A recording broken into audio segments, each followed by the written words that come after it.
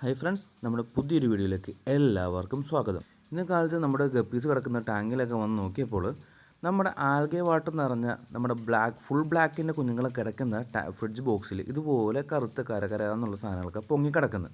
ഇത് എന്ത് ഐറ്റമാണെന്ന് വെച്ച് കഴിഞ്ഞാൽ എനിക്കും വലിയ പിടിയില്ല. എനിക്ക് മനസ്സിലായത് അടിയുള്ള അഴുക്കുകൾ, വെയിറ്റ് കുറഞ്ഞ അഴുക്കുകളെല്ലാം പൊങ്ങി വന്നതാണെന്നാണ് എനിക്ക് മനസ്സിലായത്. പിന്നെ ഒന്നും നോക്കിയില്ല, അവിടെ ഇരുന്നൊരു ട്രാൻസ്പെറൻറ്റ് ഡബ്ബ എടുത്ത് ഞാൻ പതുക്കെ ഇതുപോലെ കോരി തുടങ്ങി. ട്രാൻസ്പെറൻറ്റ് ഡബ്ബ എടുക്കാൻ കാരണം എന്ന് വെച്ച് കഴിഞ്ഞാൽ മീനുകൾ കയറി കഴിഞ്ഞാൽ നമുക്കത് കാണണമല്ലോ.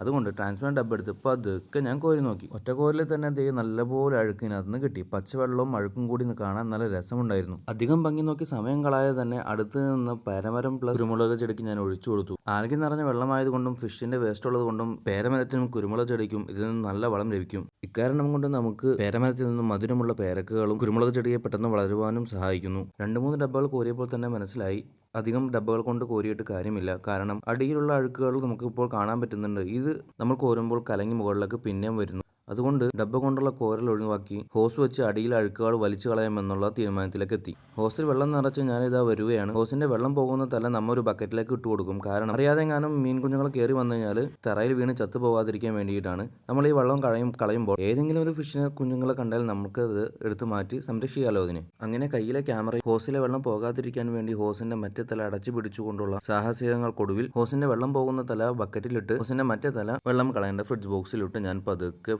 അടിയിലുള്ള വേസ്റ്റ് വലിക്കാൻ തുടങ്ങി. അങ്ങനെ ഒരു 80% വേസ്റ്റ് ഞാൻ വലിച്ചു കളഞ്ഞു.